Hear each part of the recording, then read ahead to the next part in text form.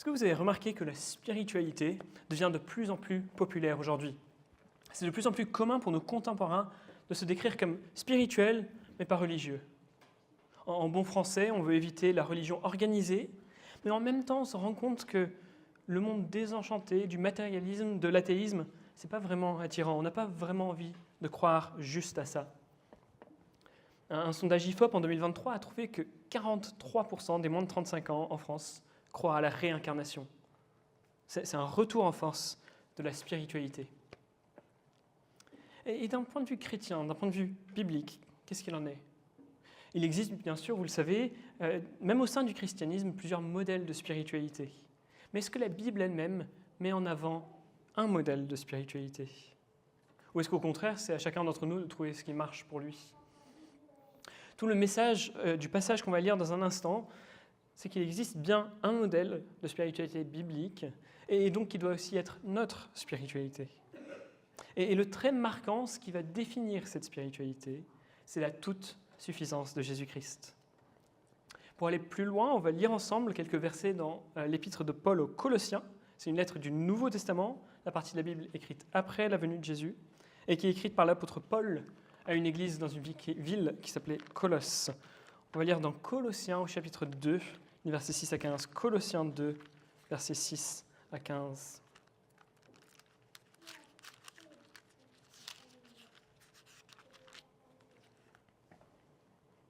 Ainsi, comme vous avez reçu le Christ Jésus le Seigneur, marchez en lui. Soyez enracinés et fondés en lui, affermis dans la foi d'après les instructions qui vous ont été données, et abondez en actions de grâce. Prenez garde que personne ne fasse de vous sa proie par la philosophie et par une vaine tromperie, selon la tradition des hommes, selon les principes élémentaires du monde, et non selon le Christ. Car en lui habite corporellement toute la plénitude de la divinité. Et vous avez tout pleinement en lui, qui est le chef de toute principauté et de tout pouvoir. En lui aussi vous avez été circoncis d'une circoncision qui n'est pas faite par la main des hommes, c'est-à-dire le dépouillement du corps de la chair, la circoncision du Christ. Ensevelis avec lui par le baptême, vous êtes aussi ressuscités en lui et avec lui, par la foi en la puissance de Dieu, qui l'a ressuscité d'entre les morts. Vous qui étiez morts par vos offenses et par l'incirconcision de votre chair, il vous a rendus à la vie avec lui, en nous faisant grâce pour toutes nos offenses. Il a effacé l'acte rédigé contre nous et dont les dispositions nous étaient contraires. Il a supprimé en le clouant à la croix. Il a dépouillé les principautés et les pouvoirs et les a publiquement livrés en spectacle en triomphant d'eux par la croix. Prions. Seigneur, merci pour ta parole. Merci puisqu'elle nous donne des réponses aux questions les plus importantes que nous avons. Merci puisqu'elle est suffisante pour notre vie chrétienne. Et en particulier, elle nous présente notre Dieu, notre Sauveur tout suffisant, Jésus-Christ. Aide-nous par l'étude de ce passage à mieux connaître Jésus, à grandir dans notre connaissance et notre confiance en sa toute suffisance. Et c'est en son nom que nous prions. Amen. Alors Paul, il écrit l'épître aux Colossiens pour contrer ce qu'il appelle, verset 8, une philosophie. Et pour décrire cette philosophie, Paul, il va assez fort. C'est une vaine tromperie selon la tradition des hommes, selon les principes élémentaires du monde, et non selon le Christ. Et donc nous, si on veut bien comprendre ce que Paul essaye de dire ici, il faudrait qu'on ait un peu une meilleure idée de ce que c'est que cette philosophie. Le mot lui-même, philosophia en grec, est beaucoup moins spécifique qu'en français. On n'est pas en train de désigner la matière de la philosophie, comme on le dirait nous en français, mais à peu près tout système de pensée. Paul n'est pas en train de nous dire qu'on n'a pas besoin d'écouter les cours de philo au lycée. Par contre, si on prend le temps de parcourir toute la lettre, tout l'épître, on remarque assez rapidement que Paul il semble opposer une forme d'enseignement juif. Et en particulier, on arrive à reconnaître là-dedans une forme de judaïsme mystique, où on se préoccupe beaucoup de tout ce qui est règles de pureté, et on vit dans l'ascétisme, tout ça pour essayer d'être plus proche de Dieu. Et ça va même plus loin. Dans cette pensée, dans cette philosophie, eh bien, il est recommandé qu'on se joigne au culte des anges pour mieux adorer Dieu. C'est le chapitre 2, verset 18. On est à la recherche d'une expérience mystique où on entrerait dans la présence de Dieu qui habite dans le ciel, dans son temple céleste, en obéissant à des règles de pureté, des règles de l'Ancien Testament, et avec l'aide des anges. Mais pour Paul, cet enseignement-là, il est dangereux. Et donc, il va écrire l'épître aux Colossiens, la lettre dont on vient de lire un morceau, pour contrer cet enseignement. Et en fait, les versets qu'on vient de lire, les 10 versets qu'on a lus, c'est le cœur de son argument contre cette philosophie, on pourrait presque dire cette spiritualité. Et essentiellement, l'argument de Paul, c'est celui-ci. Avec Jésus-Christ, vous avez déjà tout. Pas besoin d'aller chercher ailleurs. Pas besoin de la philosophie et de ces techniques spirituelles.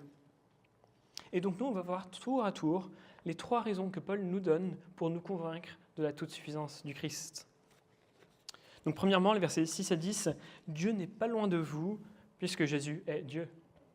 On vient de voir que le faux enseignement que Paul va opposer dans ces versets cherche à donner une méthode pour pouvoir entrer correctement dans la présence de Dieu. Dans cette conception, Dieu est au ciel, il est dans son temple céleste, et nous, en obéissant à des règles de pureté, avec l'aide des anges, on va pouvoir monter et avoir accès à Dieu, pas physiquement, mais spirituellement, on monterait et on aurait accès à Dieu. Et on aurait une espèce d'expérience mystique où on entre dans sa présence. Mais Paul, il dit stop, on a oublié un truc dans ce raisonnement. Jésus, lui, il est descendu depuis le ciel, et ça doit changer notre manière de réfléchir à ce problème. On n'a pas besoin de monter au ciel pour rencontrer Dieu, puisque lui, il est descendu à notre rencontre. Verset 9, en lui, c'est-à-dire Jésus, habite corporellement toute la plénitude de la divinité. Ça veut dire que Jésus, l'homme de Nazareth, avec qui les disciples ont vécu, bien, c'est aussi celui qui est pleinement Dieu. Dieu n'est pas loin de vous, et il a vécu parmi vous. C'est ça ce que dit Paul. Et tout comme Dieu est pleinement en Jésus, toute la divinité, la nature divine est en Jésus, aussi, vous qui croyez, vous êtes pleinement attachés à lui, verset 10. Ce que Paul dit, c'est de 1, Jésus est Dieu qui a vécu parmi vous, et de 2, si vous êtes complètement attachés à Jésus, et de 2, vous êtes complètement attachés à Jésus, alors conclusion, vous êtes attachés à Dieu. Si vous êtes attaché à Jésus par la foi, alors vous êtes le plus proche possible du divin. On ne peut pas être plus proche de Dieu que ça. On peut même aller un petit peu plus loin pour comprendre encore mieux l'argument de Paul. Verset 7, il appelle les chrétiens à être enracinés et fondés en Jésus. Enraciné, c'est une métaphore végétale, on pense à une plante qui grandit. Et fondé, c'est une métaphore qui renvoie au bâtiment. On pense à un bâtiment dont les fondations sont sur quelque chose. Eh bien, ce qui est important, c'est ces 2 métaphores renvoient en fait à des images dans l'Ancien Testament qui désignent le temple. Le temple, c'était le lieu de la présence glorieuse de Dieu dans le monde. Et donc, ce que Paul dit ici, c'est que les chrétiens sont appelés à devenir ce temple, ce lieu de la présence de Dieu dans le monde. En Jésus, Dieu lui-même s'est approché de nous. Et donc, nous, on devient ce lieu de la présence de Dieu. Pas besoin de monter au ciel pour trouver Dieu. Dieu, en bâtissant son Église, est en train de bâtir le lieu où il est présent. Deuxièmement, Dieu n'est pas loin de vous puisque vous êtes unis à Jésus, versets 11 à 13. On pourrait à ce moment-là anticiper une objection contre ce premier argument de Paul. Oui, en Jésus, Dieu est descendu du ciel pour vivre parmi nous, mais maintenant, il est remonté au ciel. Nous, on ne l'a pas connu en personne, nous, on n'était pas en Palestine il y a 2000 ans. Et donc, peut-être qu'on a quand même besoin de nos techniques, de notre spiritualité pour pouvoir monter, entrer dans sa présence. Oui, les disciples qui ont connu Jésus quand il est sur terre, ils étaient proches de Dieu. Mais est-ce qu'on peut en dire autant pour les chrétiens qui vivent à Colosse ou les chrétiens qui vivent à Lyon aujourd'hui? Et c'est là que Paul va apporter un deuxième argument en faveur de la toute-suffisance de Christ. Il va répondre à cette objection. Être chrétien, c'est être attaché à Jésus, c'est être uni par la foi à Jésus. Peu importe que vous l'ayez connu en Palestine ou non, si vous croyez en Jésus, alors vous êtes unis à lui dans sa mort et dans sa résurrection. Vous êtes rendus participants à sa vie. Regardez les versets 11-12 d'abord. On nous parle de la circoncision qui n'est pas faite par la main des hommes. Ça veut dire qu'il n'est pas question de l'opération physique de la circoncision qui était le marqueur distinctif du peuple de Dieu dans l'Ancien Testament. Plutôt, on traite ici de ce que la Bible appelle la circoncision du cœur, la transformation intérieure qui fait de pécheurs rebelles contre Dieu des disciples qui croient en lui. Et comment se fait cette transformation intérieure? Eh bien, Paul répond avec 3 expressions. Par le dépouillement du corps de la chair, par la circoncision du Christ et par l'ensevelissement avec lui, par le baptême. Pour Paul, le corps de la chair, verset 11, c'est la nature pécheresse qui habite en chaque homme. C'est ce qui est en nous qui nous rend esclaves au péché, qui nous rend rebelles contre Dieu. Et donc Paul est en train de nous dire ici que la circoncision du cœur, la transformation intérieure dont il est question, eh bien, c'est que Dieu va retirer de nous cette nature pécheresse. Dieu retire de nous ce qui nous rend esclaves au péché. Et comment est-ce que ça va se produire ? Eh bien, la réponse, c'est que la circoncision de notre cœur, cette transformation intérieure, elle se produit, verset 11, par la 12, par la circoncision du Christ. Paul ne parle pas là de l'opération physique que Jésus a subie 8 jours après sa naissance, mais plutôt c'est une manière métaphorique de renvoyer à la croix, à la crucifixion de Christ. Le moment où Jésus a subi la malédiction que la circoncision signifiait. Le moment où Jésus a été retranché de la terre des vivants. Et ce que dit Paul, c'est que la croix du Christ, c'est ça qui a la puissance qu'il faut pour renouveler des pécheurs, pour les transformer de l'intérieur, pour qu'ils ne soient pas des rebelles contre Dieu, mais des disciples qui le suivent. Et après avoir dit que cette transformation se trouve dans la circoncision du Christ, la croix du Christ, Paul poursuit en disant qu'elle se trouve aussi dans le baptême. L'idée, c'est que le baptême représente lui aussi la croix du Christ, le fait d'être enseveli avec Jésus dans sa mort. Au passage, et c'est une parenthèse, puisque ce n'est pas l'objectif principal de Paul ici, mais c'est quand même utile de faire une petite remarque. Paul vient de nous dire que la circoncision dans l'Ancien Testament, tout comme le baptême dans le Nouveau Testament, représente une seule et même réalité, la croix. Et donc si Dieu voulait que dans l'Ancien Testament, tout son peuple, y compris les petits-enfants, portent cette marque, alors il n'y a pas en fin de compte de bonnes raisons de refuser aujourd'hui aux enfants de porter la marque de la croix de Jésus-Christ. La circoncision de l'Ancien Testament, de l'Ancienne Alliance, ce n'était pas un signe simplement de bénédictions matérielles qui ont aujourd'hui disparu. Elle était, tout comme le baptême aujourd'hui, le signe de la croix de Jésus-Christ et de sa puissance pour transformer des cœurs. Les enfants de l'Ancien Testament étaient circoncis pas sur la base d'une profession de foi, mais dans l'espoir que la puissance de la croix dont ils portaient la marque transforme un jour leur cœur. Et donc quand aujourd'hui on baptise un enfant, eh bien c'est ça qu'on est en train de faire. On n'est pas en train de dire que nécessairement cette personne a été transformée, mais on pose sur eux la marque de la croix de Jésus-Christ. Et on le fait puisque Dieu le demande, et on le fait aussi puisqu'on veut et on prie que la puissance de la croix soit à l'œuvre dans le cœur de cet enfant, pour qu'il grandisse aussi comme un disciple de Jésus. Je referme la parenthèse, mais je pense que c'est important, vu le lien très étroit que Paul établit ici entre la circoncision et le baptême, de faire cette remarque. Donc on vient de dire que Paul dit que les chrétiens sont attachés à Jésus dans sa mort, et c'est ça qui peut les transformer de l'intérieur. Et Paul poursuit en disant qu'ils sont aussi unis, attachés à Jésus dans sa résurrection. Verset 12-13, « Vous êtes aussi ressuscités avec lui et en lui, par la foi en la puissance de Dieu, qu'il a ressuscité d'entre les morts. Vous qui étiez morts par vos offenses et par l'incirconcision de votre chair, et vous a rendus à la vie avec lui. » Donc en plus de participer à la mort de Jésus, les chrétiens, ceux qui croient en lui, participent également à sa résurrection d'entre les morts. Et c'est important de savoir ça, puisque pour Paul, en fait, ces deux événements, la croix et le tombeau vide, la mort et la résurrection de Jésus, c'est les deux événements qui résument toute sa vie. Et donc Paul, quand il dit que les chrétiens sont unis à la mort et la résurrection de Jésus, il est en train de dire que les chrétiens participent à toute la vie de Jésus. Ils sont attachés à Jésus dans tout ce qu'il fait. En fait, il n'est pas possible d'être plus proche, plus attaché, plus uni à Jésus que ne le sont les chrétiens. Ça veut dire quoi ? Ça veut dire que si on est chrétien, si on croit en Jésus-Christ, on n'a pas besoin de chercher à être plus proche de lui. Si on croit, alors on est uni à Jésus. Et donc on n'a pas besoin de chercher des expériences ou des rites ou une certaine manière de vivre pour améliorer ça. Si on croit, tout ce que Jésus a fait nous est donné. La puissance de la croix va être à l'œuvre dans notre cœur et on va être rendu vivant avec lui. Si vous croyez, il n'y a personne au monde qui est plus proche de Jésus, plus proche de Dieu que vous aujourd'hui. Et ça, c'est un privilège immense. C'est le privilège d'être attaché à Jésus par la foi. Et en Jésus, on reçoit tout. Enfin, troisièmement, Dieu n'est pas loin de vous, puisqu'en Jésus, il n'y a plus d'obstacles. Versets 13 à 15. Pour finir, Paul va nous apporter un dernier argument pour contrer le faux enseignement avec lequel lutte l'Église à Colosse. Rappelez-vous, on a dit tout à l'heure qu'un des éléments de ce faux enseignement, c'est qu'on doit chercher l'aide des anges pour correctement adorer Dieu. Les anges ont accès à Dieu au ciel, et donc peut-être qu'ils pourront nous aider aussi à avoir accès à Dieu au ciel. Et dans les versets 13 à 15, Paul va nous expliquer pourquoi cette idée, ça ne tient pas à la lumière de ce que Jésus a fait. Ce que Paul dit, versets 14-15, c'est essentiellement que Jésus a vaincu toutes les puissances spirituelles en nous pardonnant. Donc déjà, comment est-ce qu'il nous pardonne ?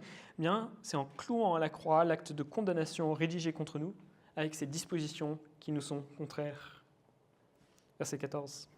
Paul est en train de dire que quand Jésus est mort à la croix, il a effacé la loi de l'Ancien Testament en ce qu'elle nous condamnait. Pour des pécheurs, des rebelles contre Dieu, contre les commandements de Dieu, eh bien, la loi et les commandements de l'Ancien Testament sont en fait un acte de condamnation. C'est le standard, la norme par rapport à laquelle on peut contraster notre vie et voir qu'on n'est pas à la hauteur. Mais à la croix, Jésus a effacé cet acte de condamnation en subissant la condamnation à notre place. Et donc, Paul il nous dit qu'en faisant ça, Jésus a triomphé de toutes les puissances spirituelles, ce qu'il appelle les principautés et les pouvoirs. Comment est-ce qu'il a fait ? Eh bien, pour comprendre ça, on doit se rappeler que Satan et les siens sont appelés les accusateurs des chrétiens. Ils prennent plaisir à pointer le doigt vers l'homme pécheur et à dire « celui-là est coupable, celui-là va être condamné ». Pensez un petit peu à l'histoire de Job, cet homme dans l'Ancien Testament qui est parfaitement intègre. Et qu'est-ce que fait Satan ?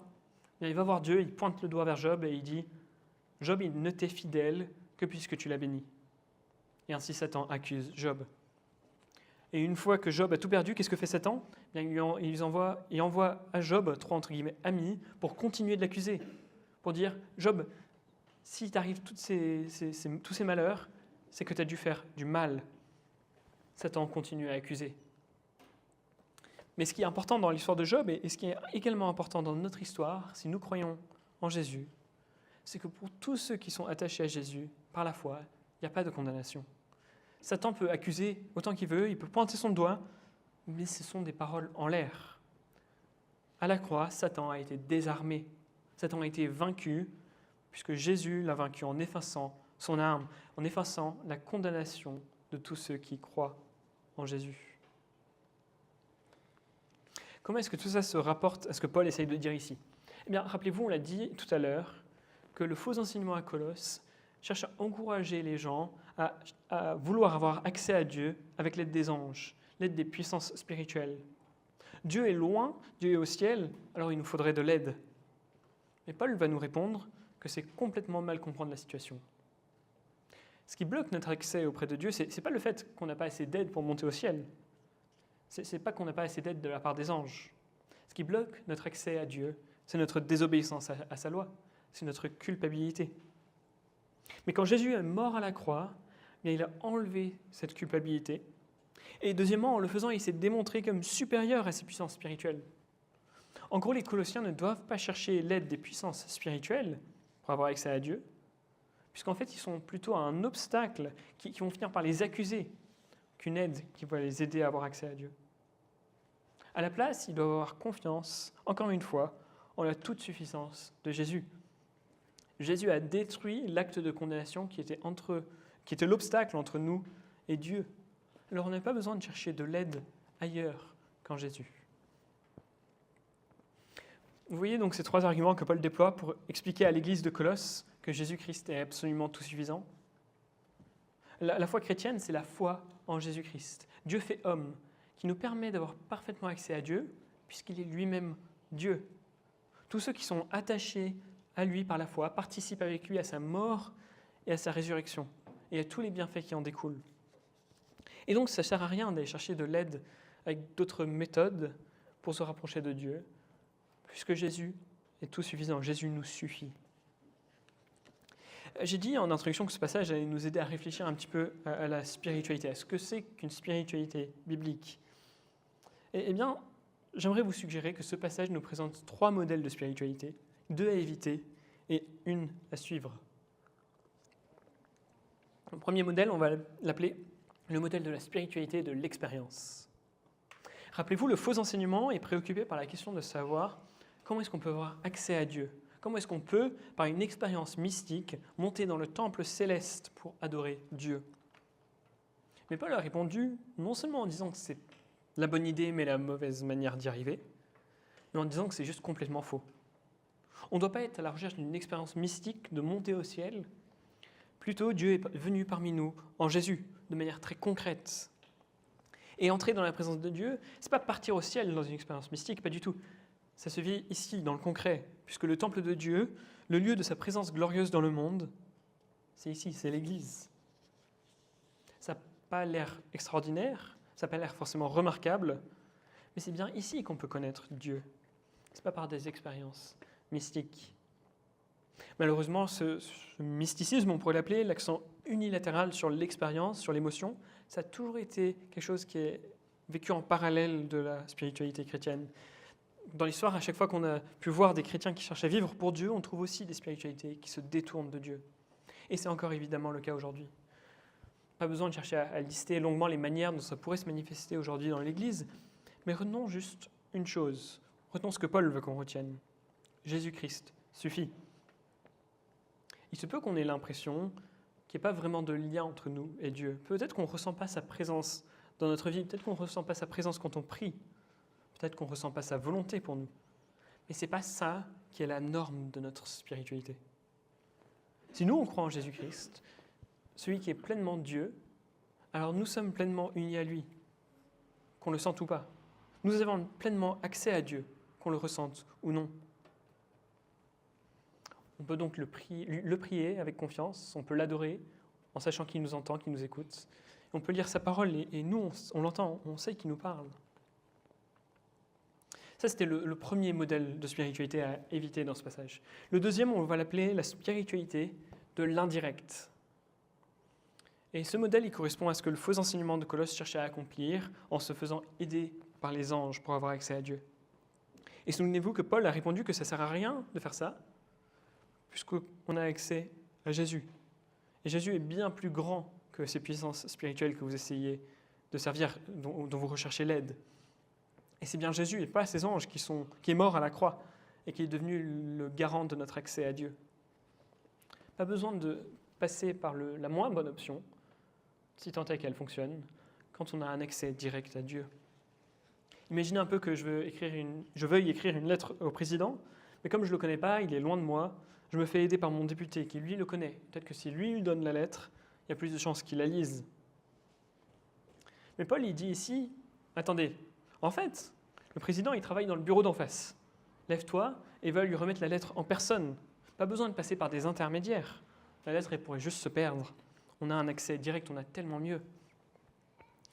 Vous voyez un peu le problème? Toute forme de spiritualité qui mettrait de la distance entre vous et Jésus, en y plaçant des intermédiaires, c'est en fait une manière de diminuer la suffisance de Jésus.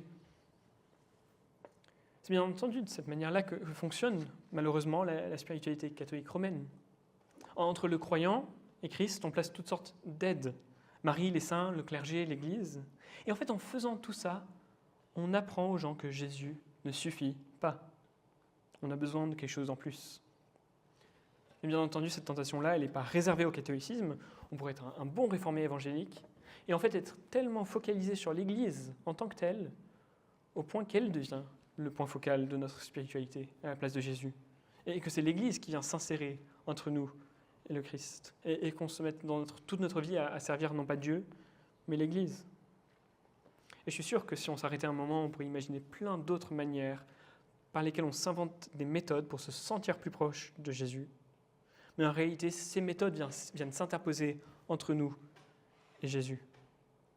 On ne peut pas se rapprocher de ce qui est déjà proche. On peut seulement rajouter des obstacles. Et donc enfin, le troisième modèle, on va l'appeler simplement le modèle biblique de la spiritualité. C'est la spiritualité de la mort et de la résurrection avec le Christ. Et c'est ce que Paul a mis en avant dans les versets 11 à 13. Et pour pouvoir bien comprendre ça, il y a deux mots qu'on va essayer de retenir. C'est une spiritualité de l'union et de la communion. L'union du croyant avec Jésus, ça désigne tout ce qui est réalisé objectivement par Dieu en nous. Dieu nous a unis, nous tous qui croyons en lui, il nous a unis à la mort et à la résurrection de Jésus. Et qu'est-ce que ça signifie pour notre spiritualité ? Eh bien, on l'a dit tout à l'heure, mais être uni à Jésus dans sa mort, c'est être transformé de l'intérieur. C'est ce renouvellement intérieur par lequel Dieu retire notre nature pécheresse pour faire de nous non plus des pécheurs rebelles contre Dieu, mais des disciples qui le suivent. Et être uni à Jésus dans sa résurrection, c'est participer avec lui à la nouvelle vie qu'il a obtenue. La vie qui est marquée par la présence de l'Esprit, par l'accès direct à Dieu. Ça, c'était donc l'union du croyant avec Jésus, ce que Dieu a objectivement réalisé. Et donc, qu'est-ce que c'est que la communion ? La communion du croyant avec Jésus, c'est la dimension de la spiritualité que nous, on vit consciemment. Et elle doit aussi être marquée par ce même motif de mort et de résurrection avec Jésus. On parle même parfois de mortification et de vivification. Comme je suis uni à Jésus, au Christ, dans sa mort, eh bien la puissance de la croix est à l'œuvre en moi, pour me défaire du péché qui vit en moi. Et donc cette dimension de notre spiritualité, elle insiste sur le fait que je dois mettre à mort tout ce qu'il y a en moi qui ne correspond pas à la volonté de Dieu. Je mets à mort le péché qui vit en moi.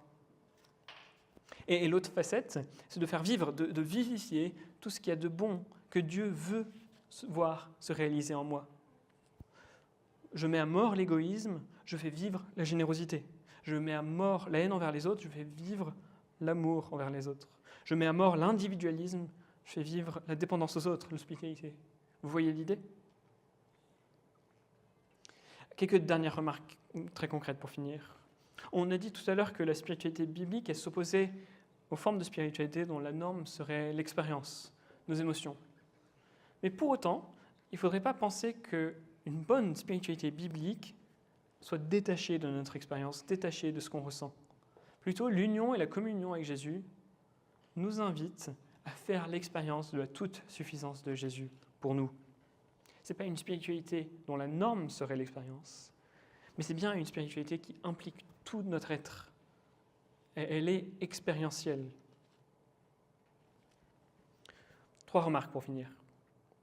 À quoi ressemblerait notre Église si elle vivait davantage une spiritualité biblique ? Eh bien, premièrement, ce serait une Église qui grandirait encore plus dans sa confiance dans la toute suffisance de Jésus.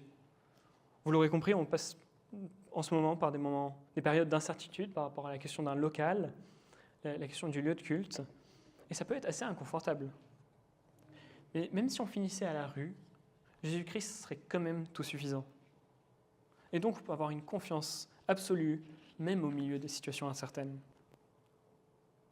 Deuxièmement, ça veut dire que le plus grand défi qui est devant nous aujourd'hui en tant qu'Église, ce n'est pas de trouver un bâtiment, c'est de marcher ensemble à la suite de Jésus.